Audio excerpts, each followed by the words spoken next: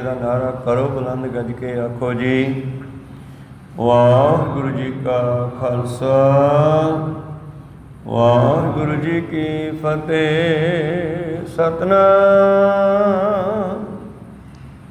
ਸ੍ਰੀ ਵਾਹਿਗੁਰੂ ਸਾਹਿਬ JIO. ਮਹਲਾ ਤੀਜਾ। ਸੋ ਭਗਉਤੀ ਜੋ ਭਗਵੰਤੈ ਜਾਣੈ, ਗੁਰ ਪ੍ਰਸਾਦੀ ਆਪ ਪਛਾਣੈ। ਸੋ ਭਗਉਤੀ ਜੋ ਭਗਵੰਤੈ ਜਾਣੈ, ਗੁਰ ਪ੍ਰਸਾਦੀ ਆਪ ਪਛਾਣੈ। ਧਾਵਤ ਰਾਖੈ ਇਕਤ ਘਰ ਆਣੈ, ਜੀਵਤ ਮਰੈ ਹਰਿ ਨਾਮ ਬਖਾਣੈ। ਐਸਾ ਭਗਉਤੀ ਉਤਮ ਹੋਏ, ਨਾਨਕ ਸੱਚ ਸਮਾਵੈ ਸੋਏ। ਨਾਨਕ ਸੱਚ ਸਮਾਵੈ ਸੋਏ। ਵਾਹਿਗੁਰੂ। ਧੰਨ ਧੰਨ ਸ੍ਰੀ ਗੁਰੂ ਅਮਰਦਾਸ ਮਹਾਰਾਜ ਜੀ ਇਸ ਪਵਿੱਤਰ ਰਾਗ ਸ੍ਰੀ ਰਾਗ ਕੀ ਵਾਰ ਰਾਹੀਂ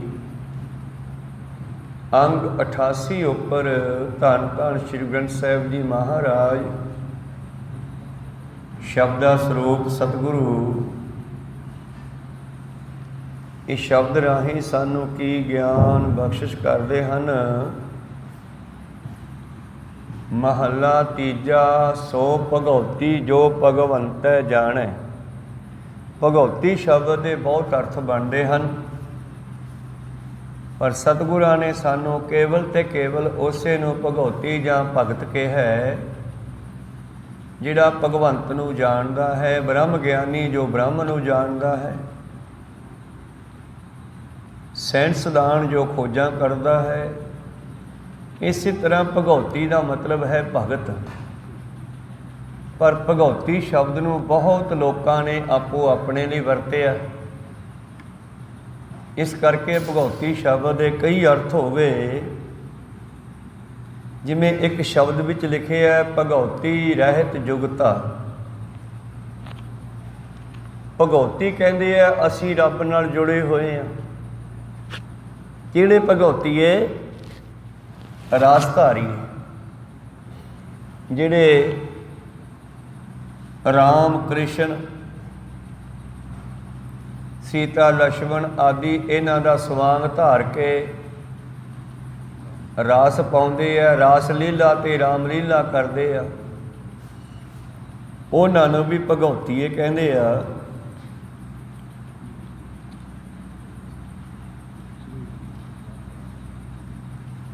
ਭਾਈ ਗੁਰਦਾਸ ਜੀ ਨੇ ਵੀ ਉਹਨਾਂ ਵਾਸਤੇ ਭਗਉਤੀਏ ਸ਼ਬਦ ਵਰਤਿਆ। ਪਾਈ ਰਾਸ ਭਗਉਤੀਆਂ। ਉਹਨਾਂ ਨੇ ਅਚਲ ਬਟਾਲੇ ਦੇ ਮੇਲੇ 'ਤੇ ਜਾ ਕੇ ਰਾਸ ਲੀਲਾ ਕੀਤੀ ਅਤੇ ਜੋਗੀਆਂ ਨੇ ਈਰਖਾ ਕਰਕੇ ਉਹਨਾਂ ਦਾ ਰੁਪਈਆਂ ਵਾਲਾ ਮਟਕਾ ਉਡਾ ਦਿੱਤਾ, ਲੁਕਾ ਦਿੱਤਾ, ਗਵਾ ਦਿੱਤਾ। ਤੋਂ ਗੱਲ ਕਰਦੇ ਹਾਂ ਆਪਾਂ ਭਗਉਤੀ ਦੀ।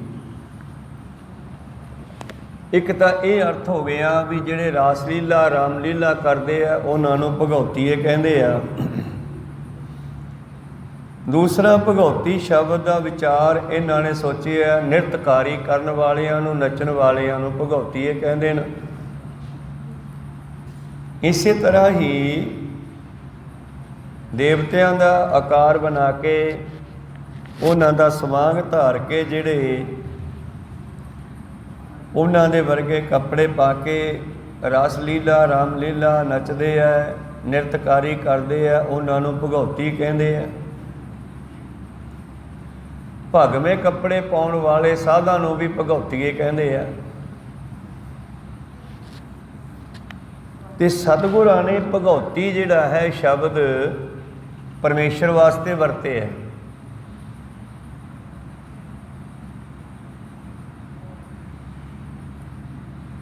ਭਗਉਤੀ ਦਾ ਅਰਥ ਇੱਥੇ ਪਰਮੇਸ਼ਰ ਹੈ। ਅਸਲ ਵਿੱਚ ਭਗਤ ਭਗਉਤੀ ਭਗਵੰਤ ਦਾ, ਪਰਮੇਸ਼ਰ ਦਾ ਨਾਮ ਜਿਹੜਾ ਉਹ ਭਗਤ ਜਪਦੇ ਹਨ। ਤੇ ਅਰਦਾਸ ਦੀ ਆਰੰਭਤਾ ਵਿੱਚ ਰੋਜ਼ ਆਪਾਂ ਕਹਿੰਦੇ ਆ ਪ੍ਰਥਮ ਭਗਉਤੀ ਸਿਮਰਕੈ। ਇੱਥੇ ਭਗਉਤੀ ਦਾ ਮਤਲਬ ਹੈ ਪਹਿਲਾਂ ਪਰਮੇਸ਼ਰ ਨੂੰ ਯਾਦ ਕਰੋ, ਫਿਰ ਗੁਰੂ ਨਾਨਕ ਲਈ ਧਿਆਏ, ਫਿਰ ਗੁਰੂ ਨਾਨਕ ਨੂੰ ਯਾਦ ਕਰੋ, ਸਿਮਰਨ ਕਰੋ ਗੁਰੂ ਨਾਨਕ ਦਾ।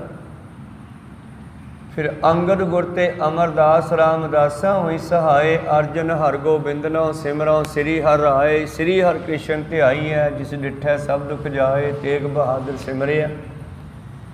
ਘਰ ਨੌਣ ਦੀ ਆਵੇ ਧਾਏ, ਸਭ ਥਾਈ ਹੋਏ ਸਹਾਏ। ਤੋ ਇੱਥੇ ਭਗਉਤੀ ਦਾ ਮਤਲਬ ਪਰਮੇਸ਼ਰ ਹੈ। ਤੇ ਗੁਰੂ ਪਿਆਰਿਓ, ਇੱਕ ਭਗਉਤੀ ਦਾ ਅਰਥ ਹੈ ਤਲਵਾਰ, ਸ੍ਰੀ ਸਾਹਿਬ। ਇੱਥੇ ਤਲਵਾਰ ਨੂੰ ਵੀ ਪਾਤਸ਼ਾਹ ਨੇ ਭਗਉਤੀ ਦਾ ਰੂਪ ਦਿੱਤਾ ਹੈ। ਭਗਉਤੀ ਸ਼ਬਦ ਕਿਹਾ, ਕਿਰਪਾਨ ਭਾਵ ਕਿਰਪਾਨ ਸ਼ਾਸਤਰ ਇੱਕ ਸ਼ਕਤੀ ਹੈ।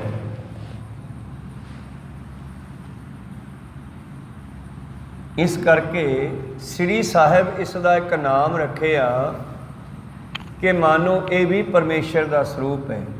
ਜਿੱਤੇ ਸ਼ਸਤਰ ਨਾਮੰ ਨਮਸਕਾਰ ਤਾਮੰ, ਜਿੱਤੇ ਸ਼ਾਸਤਰ ਭਯੰ ਨਮਸਕਾਰ ਤੇਨ। ਮੈਂ ਉਹਨਾਂ ਧਾਰਮਿਕ ਗ੍ਰੰਥਾਂ ਨੂੰ ਵੀ ਨਮਸਕਾਰ ਕਰਦਾ ਹਾਂ, ਔਰ ਮੈਂ ਇਹਨਾਂ ਸ਼ਸਤਰਾਂ ਨੂੰ, ਜੋ ਸਰਬਲੋਹ ਦੇ ਸ਼ਸਤਰ, ਤਲਵਾਰ ਆਦਿ ਤਰ੍ਹਾਂ ਤਰ੍ਹਾਂ ਦੇ ਸ਼ਸਤਰ, ਇਹਨਾਂ ਨੂੰ ਵੀ ਨਮਸਕਾਰ ਕਰਦਾ। ਕਿਉਂ? ਕਿਉਂਕਿ ਖਾਲੀ ਹੱਥ ਬੰਦਾ ਇੱਕ ਮਨੁੱਖ ਦੀ ਤਾਕਤ ਰੱਖਦਾ ਹੈ। ਜਦੋਂ ਇਹਦੇ ਹੱਥ ਵਿੱਚ ਸ਼ਸਤਰ ਆ ਜਾਂਦਾ ਹੈ, ਪਿਸਤੌਲ ਆ ਜੇ, ਤਲਵਾਰ ਆ ਜੇ, ਵਰਸ਼ਾ ਆ ਜੇ, ਤਾਂ ਇਹ ਦੁੱਗਣਾ ਚੌਗਣਾ ਹੋ ਜਾਂਦਾ ਹੈ। ਕੋਈ ਸਤਨਾਮ ਸ੍ਰੀ। ਇਸ ਕਰਕੇ ਸਿੰਘਾਂ ਨੂੰ ਸਤਿਗੁਰਾਂ ਨੇ ਹਮੇਸ਼ਾ ਸ਼ਸਤਰ ਨੂੰ ਆਪਣੇ ਅੰਗ ਸੰਗ ਰੱਖਣ ਦਾ ਹੁਕਮ ਕਿਹਾ। ਜਿਵੇਂ ਸਾਨੂੰ ਪੰਜ ਕਕਾਰੀ ਬਣਾਇਆ, ਸਿੱਖ ਆਪਣੇ ਸ਼ਸਤਰ ਨੂੰ ਅੰਗਾਂ ਤੋਂ, ਸਰੀਰ ਤੋਂ ਦੂਰ ਨਾ ਕਰੇ। ਤਾਂ ਤਲਵਾਰ ਦਾ ਨਾਮ, ਸ੍ਰੀ ਸਾਹਿਬ ਦਾ ਨਾਮ, ਸਾਹਿਬ ਪਰਮੇਸ਼ਰ ਤੇ ਸ਼੍ਰੀ ਮਾਇਆ। ਸਾਹਿਬ ਪਰਮੇਸ਼ਰ, ਸ਼੍ਰੀ ਉਹਦੀ ਮਾਇਆ, ਭਾਵੇਂ ਸ਼ਸਤਰ ਵੀ ਪਰਮੇਸ਼ਰ ਦਾ ਰੂਪ ਹੈ।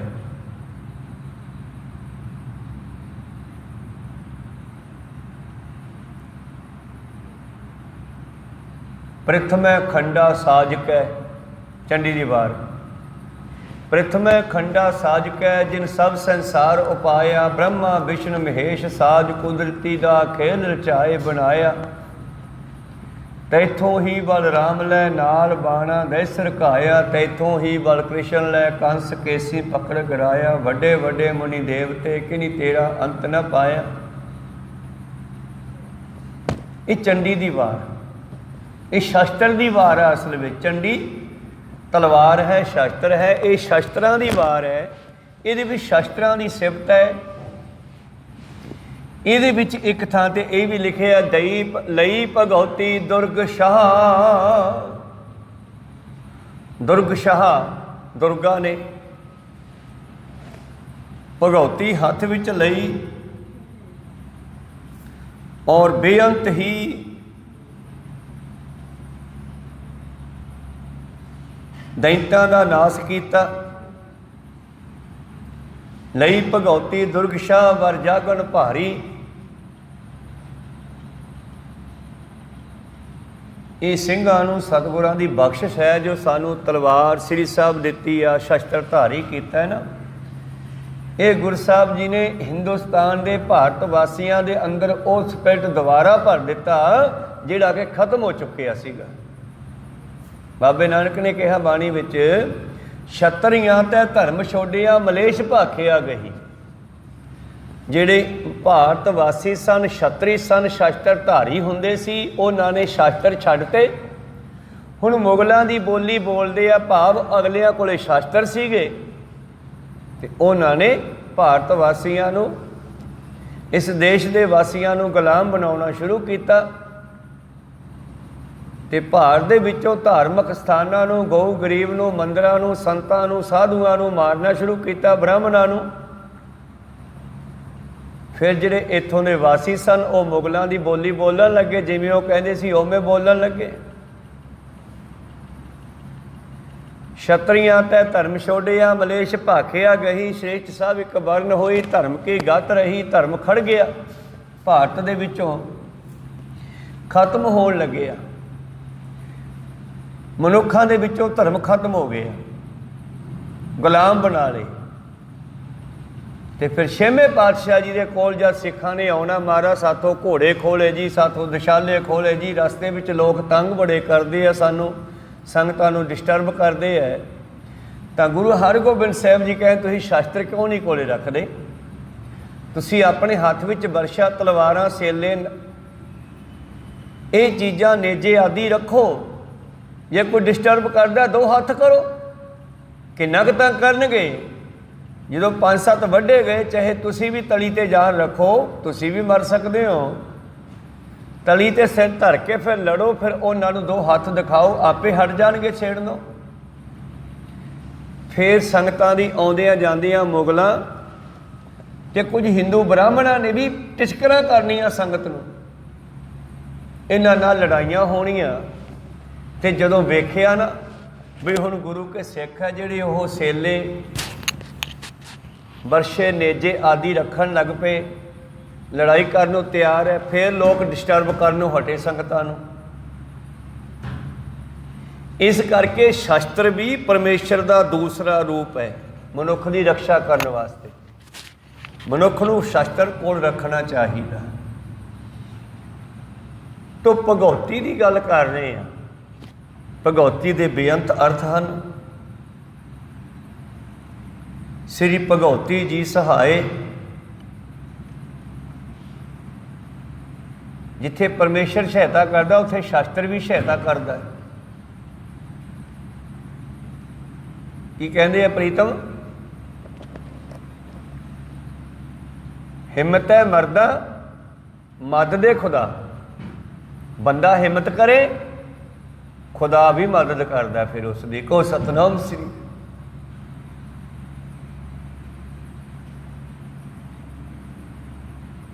तो गुरु प्यारे हो, गुरु साहिबां ने समय विच जदों बहुत सारे लोग सिंह सजन लगे, तो एक हिंदुआं का लड़का भी सिंह सज गया। जदों सिंह सज गया, ਸਿੰਘਾਂ ਦੇ ਨਾਲ जंगलों में रहन लग्या।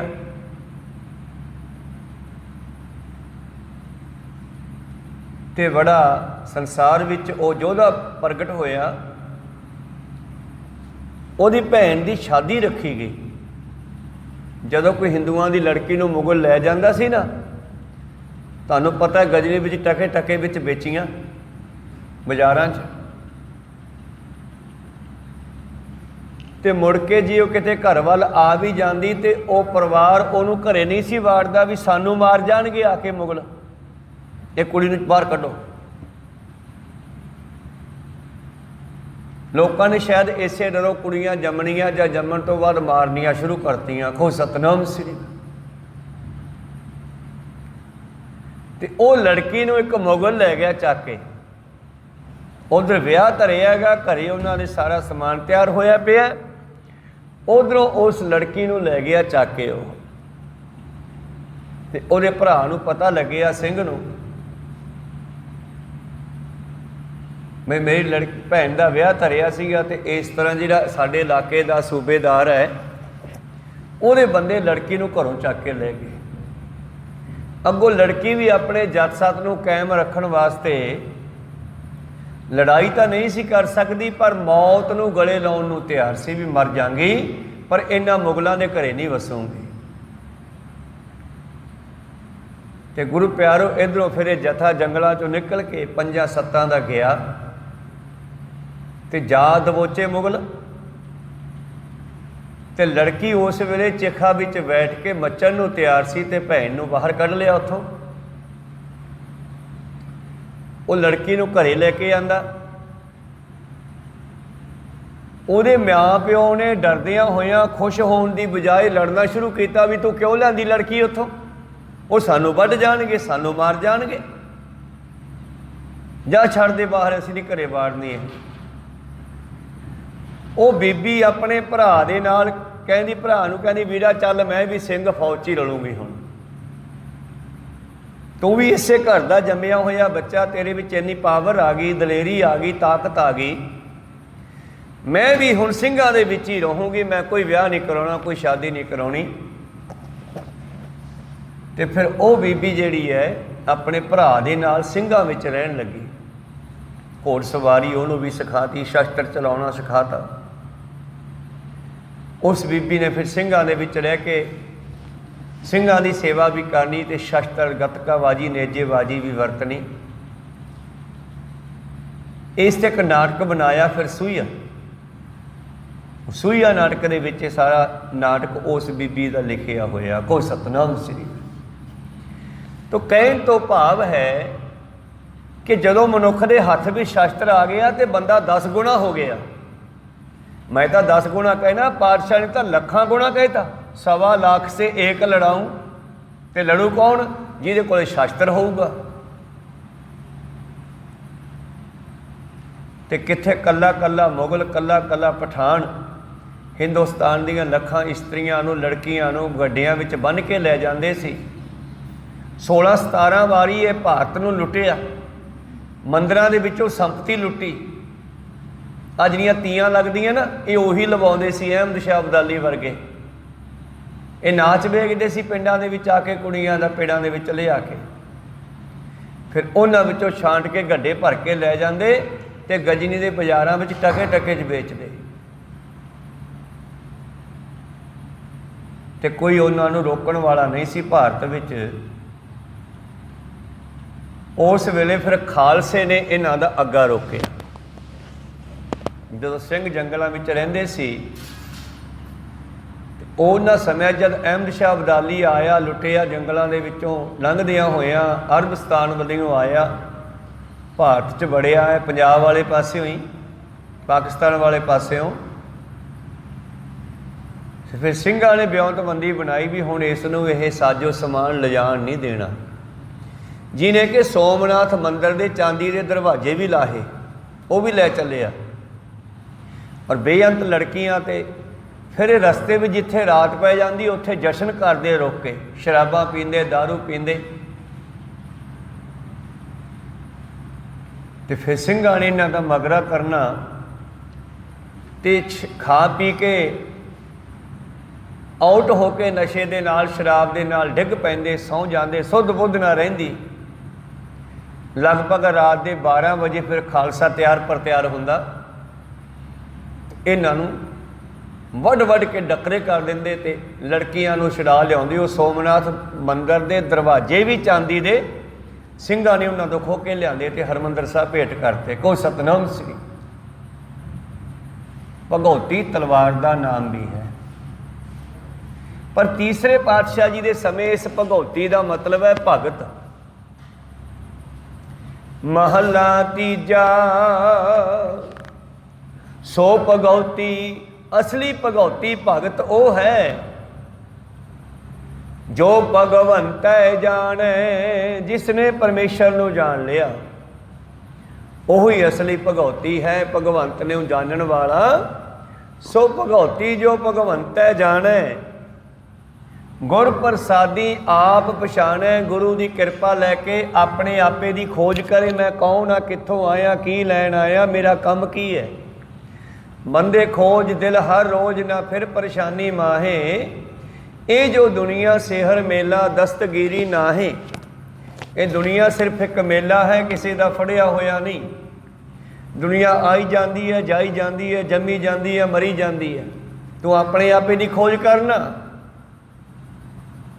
ये दुनिया तो अं चलती रहनी है मेले की तरह। बंदे खोज दिल हर रोज ना फिर परेशानी माहे, ये जो दुनिया सेहर मेला दस्तगीरी ना है। मेरे प्रीतम जी कहने सो भगौती जो भगवंतै जाने, गुर प्रसादी आप पछाणै। गुरु की कृपा लैके खुद की पछाण करे।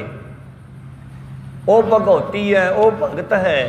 धावत राखै इकत घर आण। अपने भजदे हुए मन नूं रोक के इकत घर, अपना आपे दा घर, अपनी सुरत विच मन नूं रोक के शब्द नाल जुड़ना करे। वाह गुरु वाह गुरु वाह गुरु वाह गुरु।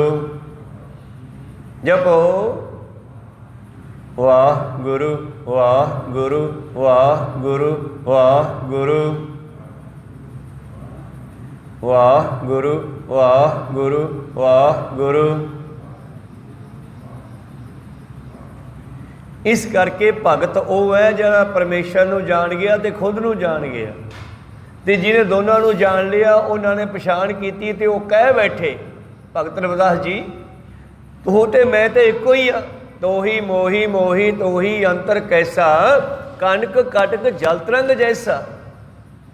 बस इन्ना ही फर्क है भी तू शुद्ध सोने का डला है जिमें, ते मैं जिमें उस तो गहना बन गया। मेरा नाम टेक गया, मुंदरी छला छाप हार कंठे वालियां तनौड़े,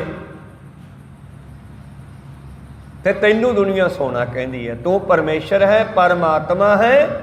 मैं हाँ तो तेरी अंश, पर मेरे उत्ते शरीर की बाडी चढ़ गई तो मेरा नाम होर टेक गया। तो जदों असी शरीर नूं छड्डण वेले परमेश्वर नूं याद करांगे ते ओहदा रूप हो जाएंगे। हर का सेवक सो हर जिहा, भेद न जाणो मानस तेहा। यही चीज़ पछाणनी है कि मैं कौन आ, कित्थों आया, की लैण आया, जिहड़ा काम करन आया वो कर लिया कि नहीं कर लिया। जे नहीं कीता तो शुरू करिए, कर लिया तो वधाइयां। प्रीतम जी कहने धावत राखै इकत घर आणै। भजदे हुए मन नूं रोक के, भटकदी हुई सुरत नूं रोक के एक शब्द नाल जोड़ो। जीवत मरै हर नाम बखाणै। हरि दे नाम नूं सिमर ना करो, जिउंदे मरो। जिउंदे मरना मतलब संसार दे नालों ध्यान तोड़ के अपने आपे नाल जोड़ो, परमेश्वर नाल जोड़ो। ये जिउंदे मरना। कई बारी दो भरा दो रिश्तेदार लड़ पैन ते कहंदे तू मेरे वल्लों मरिया मैं तेरे वल्लों मरिया। कोई सतनाम मतलब ना तू मैनू बुलाई ना मैं तेनू बुलावां। इहो जिउंदे मरना है। असी संसार वल्लों ध्यान तोड़ के परमेश्वर नाल जोड़ लईए। कोई सतनाम जीवत मरै, संसार वल्लों ध्यान तोड़ के हर नाम बखाना, हरि दा नाम उचरीए। ऐसा भगवती ऐसा भगवती उत्तम होए। इहो जिहा भगत ही सब तो उत्तम है। वो रास धारीए, लीला धारीए, जिहड़े देवतियां दा जां अवतारां दा रूप धार के, भाव कोई सीता बन जाता, कोई लक्ष्मण बन जाता, कोई राम बन जाता, कोई कृष्ण बन जाता, कोई बलभद्र बन जाता, कोई उन्हां दियां इस्त्रियां दा रूप धार के जिहड़े नाटक चेटक करदे ने, वो भगौती नहीं, वो भगत नहीं। इस करके असली भगत वो है जिहड़ा परमेश्वर नाल जुड़दा है। ऐसा भगौती उत्तम होए। ऐसा भगत सब तो उत्तम है। नानक सच समावै सोए। वो सच विच समा जांदा है सदा सदा लई। महला तीजा। हुण अगली गल करदे आ भी वो भी अपने आप नूं भगत कहाउंदा है, पर बाहरों भगत कहाउंदा है, अंदरों छल फरेब कपट है। मैं नहीं उहनूं भगत कहंदा। तीजे पातशाह कहंदे मैं उहनूं भगत नहीं मनदा। अंतर कपट भगौती कहाए। ते अज तां संसार भी नहीं मनदा गा। जिहड़ा धार्मिक बाणा पा के पुठे सीधे काम करदा है, संसार दे विच भी उन्हां नूं जेलां विच डकिया होया, सज़ा दित्ती हुई है, मतलब वो भगत है ही नहीं। अंदरों कुछ होर है, बाहरों कुछ होर है। जिन्हां मन होर मुख होर से कांडे कच्चे आ, वो कच्चे न, वो भगत नहीं। अंतर कपट भगौती कहाए। पखंड पार ब्रह्म कदे न पाए। ਪਖੰਡ ਕਰਨ ਦੇ ਨਾਲ ਕਦੇ ਵੀ ਪਰਮੇਸ਼ਰ ਪਾਇਆ ਨਹੀਂ ਜਾਂਦਾ। ਅੰਦਰੋਂ ਬਾਹਰੋਂ ਇੱਕੋ ਜਿਹੇ ਹੋ ਜਾਈਏ। ਜੇ ਬਾਹਰੋਂ ਧਾਰਮਿਕ ਚੋਲੇ ਪਾਏ, ਧਾਰਮਿਕ ਚਿੰਨ੍ਹ ਪਹਿਨੇ ਹੈ, ਚਾਹੇ ਉਹ ਹਿੰਦੂ ਮੱਤ ਦੇ ਆ, ਚਾਹੇ ਸਿੱਖ ਮੱਤ ਦੇ ਆ, ਚਾਹੇ ਮੁਸਲਮਾਨ ਮੱਤ ਦੇ ਆ, ਜੇ ਤੁਸੀਂ ਧਾਰਮਿਕ ਚਿੰਨ੍ਹ ਪਹਿਨੇ ਹੈ ਤਾਂ ਇਹਨਾਂ ਦਾ ਕੋਈ ਮਕਸਦ ਸਮਝੋ। ਜਿਸ ਵੇਲੇ ਧੰਨ ਗੁਰੂ ਨਾਨਕ ਦੇਵ ਜੀ ਮੱਕੇ ਨੂੰ ਜਾ ਰਹੇ ਸੀ ਨਾ, ਤੇ ਸਤਿਗੁਰੂ ਪਾਤਸ਼ਾਹ ਜੀ ਇੱਕ ਬੰਦਰਗਾਹ ਤੇ ਗਏ। ਸੱਖਰ ਪੱਖਰ ਦੀ ਜਗ੍ਹਾ ਕਹਿੰਦੇ ਆ ਉਸ ਨੂੰ, ਬੰਦਰਗਾਹ। ਉੱਥੇ ਸਮੁੰਦਰੀ ਬੇੜਾ ਚੱਲਦਾ ਤੇ ਮੱਕੇ ਦੇ ਯਾਤਰੀਆਂ ਨੂੰ ਲੈ ਕੇ ਮੱਕੇ ਜਾਂਦਾ ਦਰਿਆ ਵਿੱਚ ਦੀ। ਤੇ ਮਰਦਾਨਾ ਕਹਿੰਦਾ ਜੀ ਮੈਂ ਮੱਕੇ ਦਰਸ਼ਨ ਕਰਨੇ ਆ, ਮੈਨੂੰ ਵੀ ਦਰਸ਼ਨ ਕਰਾਓ। ਕਹਿੰਦੇ ਚਲੋ, ਚੱਲ ਵੜਦੇ ਆ।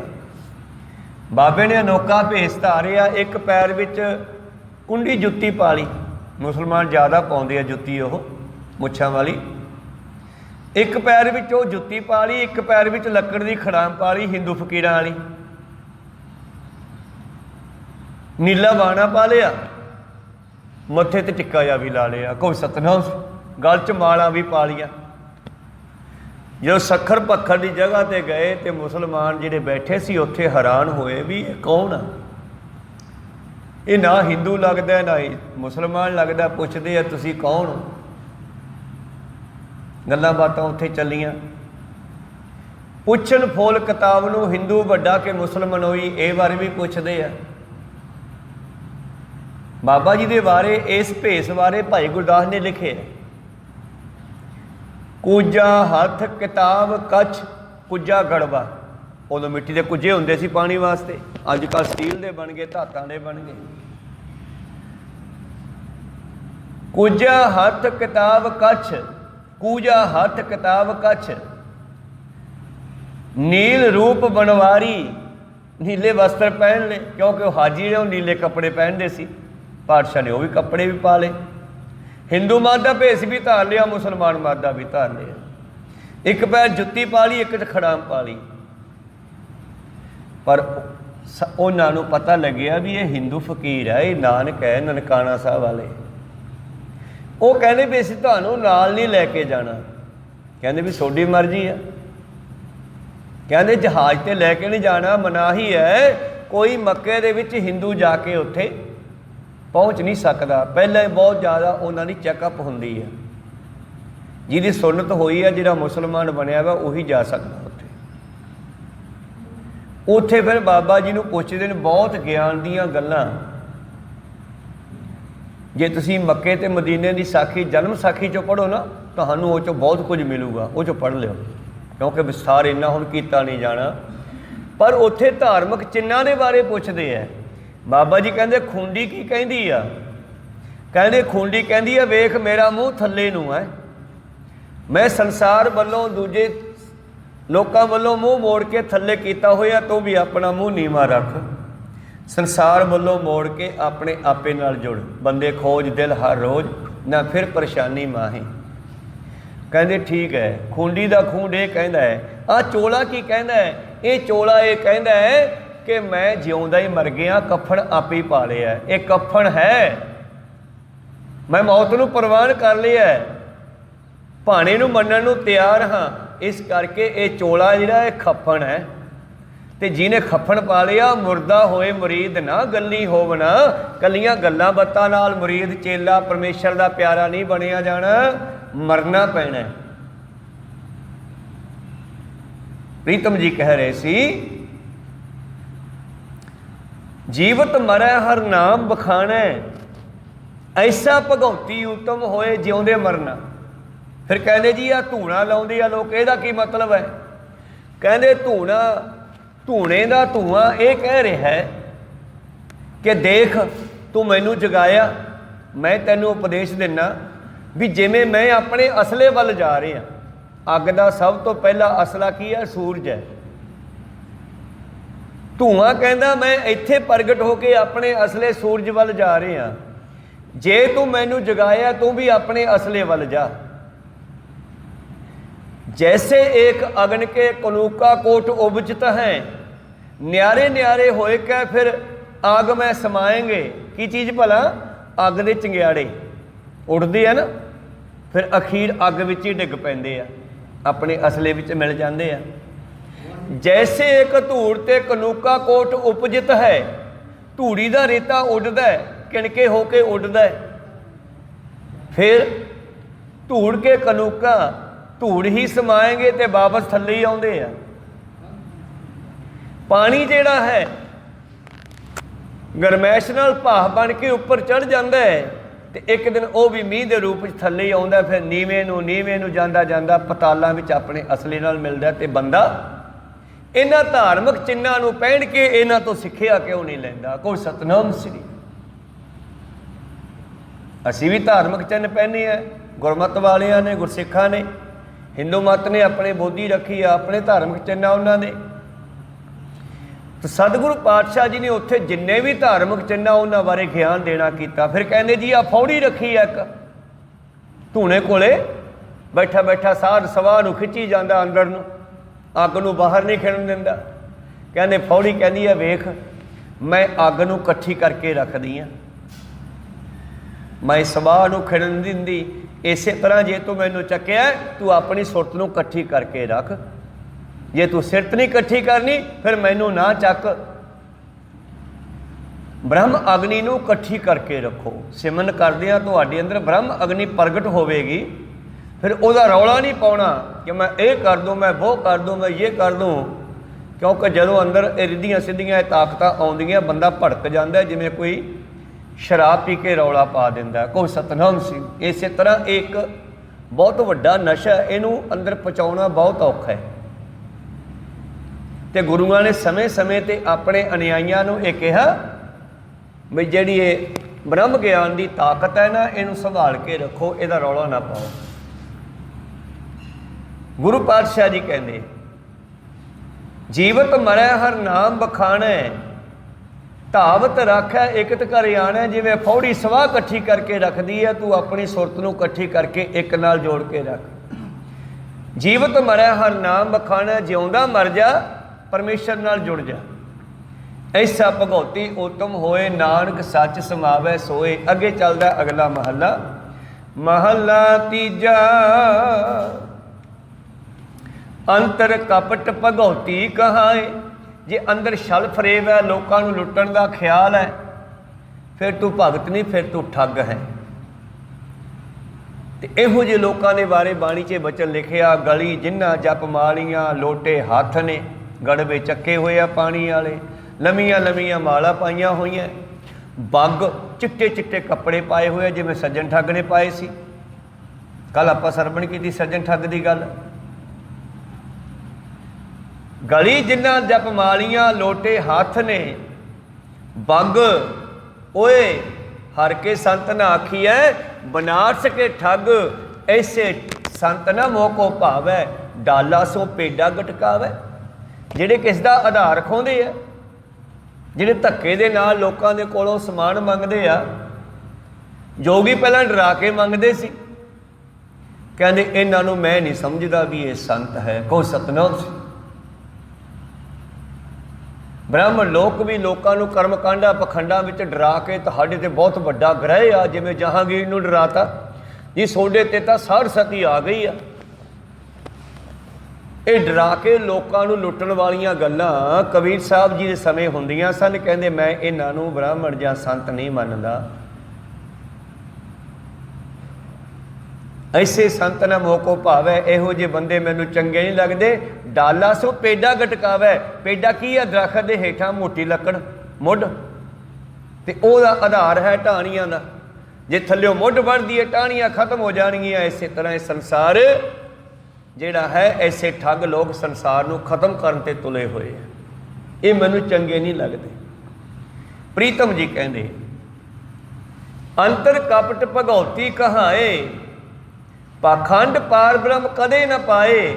ਪਖੰਡ ਕਰਨ ਵਾਲਾ ਕਦੇ ਵੀ ਪਰਮੇਸ਼ਰ ਨੂੰ ਪਾ ਨਹੀਂ ਸਕਦਾ। ਪਰ ਨਿੰਦਾ ਕਰੇ ਅੰਤਰ ਮਲ ਲਾਏ। ਜਿਹੜਾ ਦੂਸਰਿਆਂ ਦੀ ਨਿੰਦਾ, ਚੁਗਲੀ, ਈਰਖਾ, ਦੂਈ, ਦਵੈਤ ਆਦਿ ਇਹਨਾਂ ਵਿਕਾਰਾਂ ਨੂੰ ਵਰਤਦਾ ਕਰਦਾ ਹੈ, ਉਹ ਆਪਣੇ ਆਪ ਨੂੰ ਗੰਦਾ ਕਰਦਾ। ਦੂਜੇ ਨੂੰ ਮਾੜਾ ਕਹਿਣ ਵਾਲਾ ਖੁਦ ਮਾੜਾ ਹੋ ਰਿਹਾ। ਪਰ ਨਿੰਦਾ ਪਰ ਮਲ ਮੁਖ ਸੁਧੀ। ਪਰਾਈ ਨਿੰਦਾ ਕਰਨਾ ਕਿਸੇ ਦੀ ਗੰਦਗੀ ਨੂੰ ਆਪਣੇ ਮੂੰਹ ਤੇ ਲਾਉਣ ਦੇ ਬਰਾਬਰ ਹੈ। ਕਹੋ ਸਤਨਾਮ ਸ੍ਰੀ।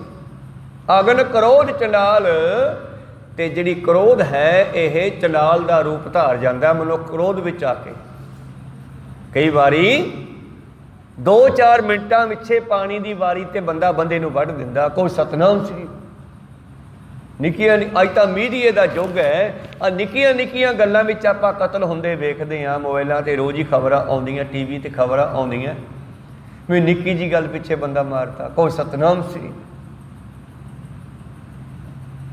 ਇਸ ਕਰਕੇ ਬਾਬਾ ਜੀ ਕਹਿੰਦੇ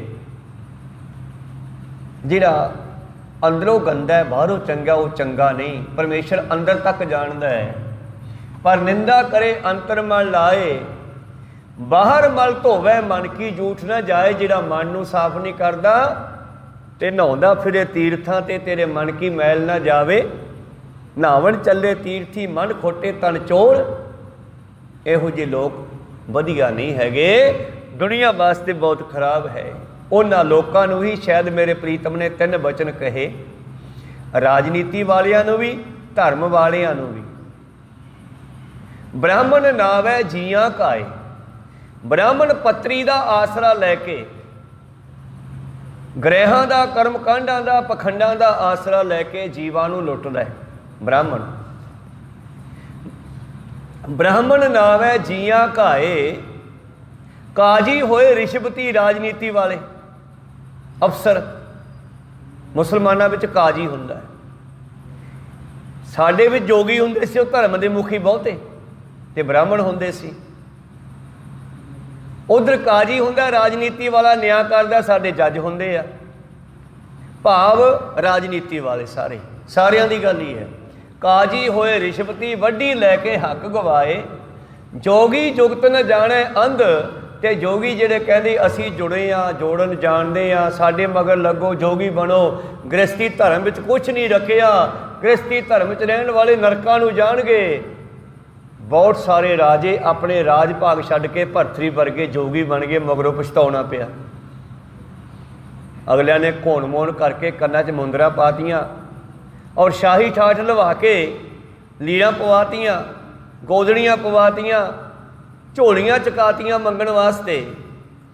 ਫਿਰ ਉਹਨਾਂ ਰਾਜਿਆਂ ਨੂੰ ਪਛਤਾਉਣਾ ਪਿਆ ਵੀ ਗਲਤੀ ਹੋ ਗਈ, ਆਹ ਕੀ ਹੋ ਗਿਆ। ਹੀਰਿਆਂ ਲਾਲਾਂ ਜਵਾਹਰਾਤਾਂ ਦੇ ਖਜ਼ਾਨੇ ਛੱਡ ਗਿਆ ਭਰਥਰੀ।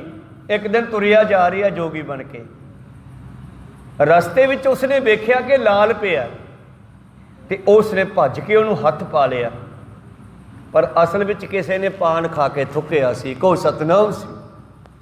ਫਿਰ ਆਪਣੇ ਆਪ ਨੂੰ ਮਾਰਦਾ ਤਾਨਾ, ਕਹਿੰਦੇ ਉਹ ਜਾ ਮੂਰਖ। ਇਸਤਰੀਆਂ ਛੱਡੀਆਂ, ਖਜ਼ਾਨੇ ਛੱਡੇ, ਲਾਲਾਂ ਦੇ, ਹੀਰਿਆਂ ਜਵਾਹਰਾਤਾਂ ਦੇ ਭਰੇ ਹੋਏ, ਤੇ ਹਾਥ ਲਵੇੜਿਓ ਪੀਕ, ਤੇ ਹੱਥ ਤੂੰ ਕਿਸੇ ਦੇ ਥੁੱਕੇ 'ਚ ਲਵੇੜ ਕੇ ਬਹਿ ਗਿਆ। ਬਹੁਤ ਮਾੜੀ ਹੋਈ ਹੈ ਭਰਥਰੀ ਨਾਲ। ਉਹ ਤਾਂ ਅੱਗੇ ਜਾ ਕੇ ਬਾਬੇ ਨਾਨਕ ਨੇ ਉਹਨੂੰ ਸਿੱਧੇ ਰਸਤੇ ਪਾਇਆ, ਉਹਦਾ ਉਧਾਰ ਹੋਇਆ। ਇਸ ਕਰਕੇ ਪ੍ਰੀਤਮ ਜੀ ਕਹਿੰਦੇ ਜਿਹੜੇ ਬਾਹਰੋਂ ਮੈਲ ਧੋਂਦੇ ਆ ਪਰ ਅੰਦਰੋਂ ਝੂਠ ਮਨ ਨੂੰ ਸਾਫ਼ ਨਹੀਂ ਕਰਦੇ, ਸਤ ਸੰਗਤ ਸਿਓ ਬਾਦ ਰਚਾਏ। ਸੰਗਤ ਦੇ ਨਾਲ ਝਗੜੇ ਕਰਦੇ ਆ, ਸੱਚ ਦੇ ਉਲਟ ਚੱਲਦੇ ਆ। ਅਨ ਦਿਨ ਦੁਖੀਆ ਦੂਜੈ ਭਾਏ ਰਚਾਏ। ਉਹ ਸਦਾ ਦੁਖੀ ਰਹਿੰਦੇ ਆ, ਜਿਹੜੇ ਦਵੈਤ ਭਾਵ ਨੂੰ ਰੱਖਦੇ ਆ ਮਨ ਵਿੱਚ। ਇੱਕ ਮਨੁੱਖ ਦੱਸਣ ਲੱਗਿਆ, ਕਹਿੰਦਾ ਮੈਂ ਇੱਕ ਡੇਰੇ ਚਲਿਆ ਗਿਆ, ਤੇ ਮੈਂ ਉਸ ਸਾਧ ਦਾ ਜਿਹੜਾ ਮੁਖੀ ਆ ਉਹਦੇ ਕੋਲੇ ਬੈਠਾ। ਉਹਦੇ ਕੋਲੇ ਹੋਰ ਵੀ ਨੇੜੇ ਦੇ ਬੰਦੇ 5-7 ਬੈਠੇ ਆ, ਚੇਲੇ ਬਾਲ ਕੇ।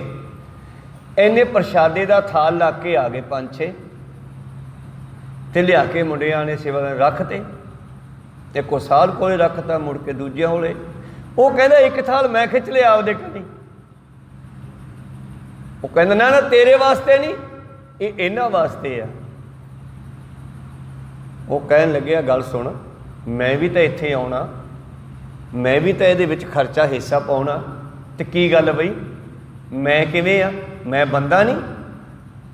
ਉਸ ਦਿਨ ਤੋਂ ਬਾਅਦ ਕਹਿੰਦੇ ਮੈਂ ਛੱਡ ਕੇ ਉਸ ਡੇਰੇ ਨੂੰ ਸਿੱਧਾ ਗੁਰੂ ਘਰ ਗਿਆ, ਤੇ ਅੰਮ੍ਰਿਤ ਛਕ ਕੇ ਗੁਰੂ ਦੀ ਸਿੱਖੀ ਨੂੰ ਧਾਰਨ ਕੀਤਾ। ਜਿੱਥੇ ਕੋਈ ਦਵਾਇਤ ਨਹੀਂ ਹੈ, ਜਿੱਥੇ ਲੰਗਰ ਚੱਲਦਾ ਹੈ, ਤੇ ਛੋਟੇ ਵੱਡੇ ਸਾਰੇ ਇਕੱਠੇ ਬਹਿ ਕੇ ਇੱਕੋ ਜਿਹੇ ਛਕਦੇ ਆ। ਖੈਰ ਮਨੋਵਿਰਤੀਆਂ ਉੱਥੇ ਰੱਖੀਏ। ਜਿਹੜੇ ਦਵੈਤ ਭਾਵ ਦੇ ਵਿੱਚ ਰਹਿੰਦੇ ਆ, ਜਿਹੜੇ ਦਵੈਤ ਭਾਵ ਨੂੰ ਰਚਦੇ ਆ, ਉਹ ਚੰਗੇ ਨਹੀਂ ਲੱਗਦੇ। ਸਤ ਸੰਗਤ ਸਿਓ ਬਾਦ ਵਿੱਚ ਆਏ, ਆਂਦਣ ਦੁਖੀਆ ਦੂਜੈ ਭਾਏ ਰਚਾਏ।